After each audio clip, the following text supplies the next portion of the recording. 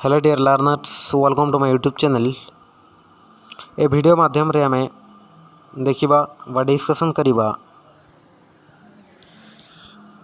Science exhibition project जोटा कि रहउछि आपनकर पई आनिछि दुईटी प्रोजेक्ट।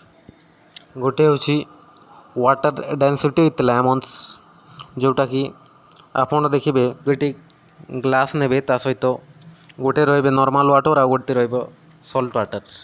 तो आपन सॉल्ट वाटर रे लेंबू पुरेबे एवं नॉर्मल वाटर रे लेंबू पुरेबे, तार डिफरेंस कौन जानी पारिबे, तार डेंसिटी केते रहउछि। एवं आ गोटे प्रोजेक्ट देखिबा घरोई फ्रिज। आमे प्रायतः समस्तक घरे इलेक्ट्रिक फ्रिज व्यवहार करूछु, किंतु आमे घरोई फ्रिज व्यवहार करिकी केमिति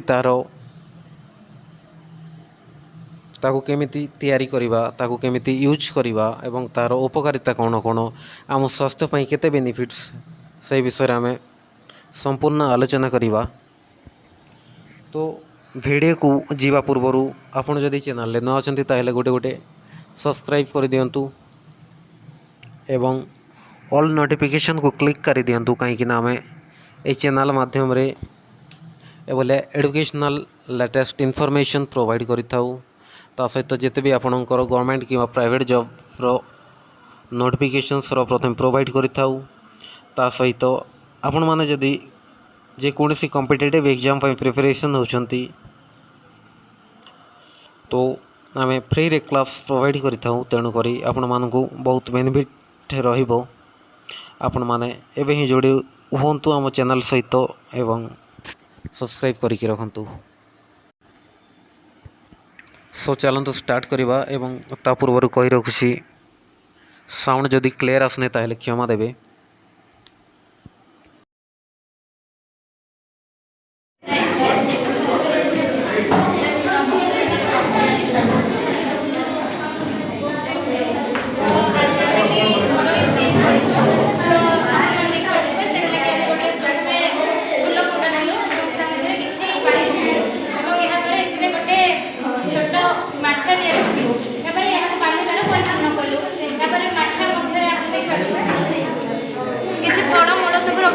फल सब रखा पर देखिए थंडा कारण बाली हूँ शोषण कर गोटे भल मध्यम।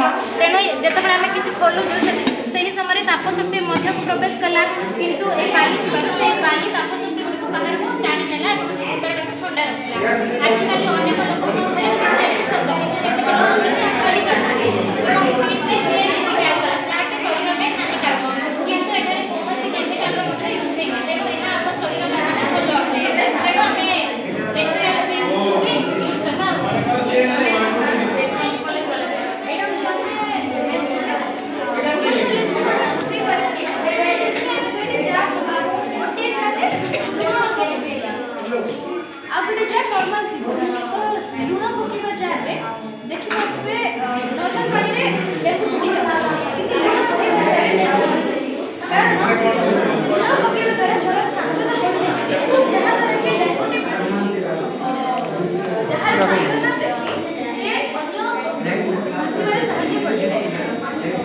ए प्रोजेक्ट एग्जाइट करिसंती मोर प्रिय छात्र छात्री माने,